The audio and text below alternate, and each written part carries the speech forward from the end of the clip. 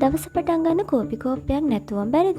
හැබැයි මේ පොඩි කෝපය පිටිපස්සේ ඔබ නොදන්න පුදුම හිතෙන කරුණු ගොඩක් තියෙනවා. අද අපි කෝපි ගැන කතා කරමු. කෝපි බෝංචි කිව්වට ඇත්තට මේවා බෝංචි නෙවෙයි. මේවා පළතුරක තියෙන ඇට. ඒ කියන්නේ බෙරි වර්ගයක්. මේ පළතුරේ තියෙන ඇට තමයි අපි පුළුස්සලා කෝපි හදාගන්නේ. කෝපි හොයාගත්තේ හම්බෙක්. අවුරුදු 800කට විතර කලින්. එතියෝපියාවේ හිටපු ඉන්දියරෙක් දැක්ක එයාගේ එළුවන් අමුතුම විදිහට නටනවා. ඒ කෝපි ගස්වල ගෙඩි කෑවට පස්සේ. ඒ විදිහට තමයි කෝපිවල බලය ලෝකයටම දැනගන්න ලැබුණේ.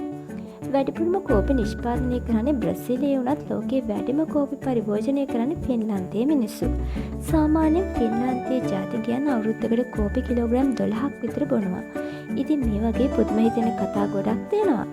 එහෙනම් අපේ වීඩියෝ එකට ලයික් කරලා පහලින් කමෙන්ට් කරගෙන යන්න. දවස පටන් ගන්න කෝපි කෝප්පයක් නැතුවම බැරිද? හැබැයි මේ පොඩි කෝපය පිටිපස්සේ ඔබ නොදන්න පුදුම හිතෙන කරුණු ගොඩක් තියෙනවා. අද අපි කෝපි ගැන කතා කරමු. කෝපි බෝංචි කිව්වට ඇත්තට මේවා බෝංචි නෙවෙයි.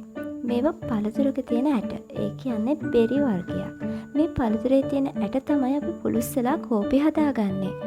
කෝපි හොයාගත්තේ හම්බෙක්. අවුරුදු 800කට විතර කලින්. එතියෝපියාවේ හිටපු ඉන්දියරෙක් දැක්ක එයාගේ එළුවන් අමුතුම විදිහට නටනවා. ඒ කෝපි ගස්වල ගෙඩි කෑවට පස්සේ. ඒ විදිහට තමයි කෝපිවල බලය ලෝකයටම දැනගන්න ලැබුණේ.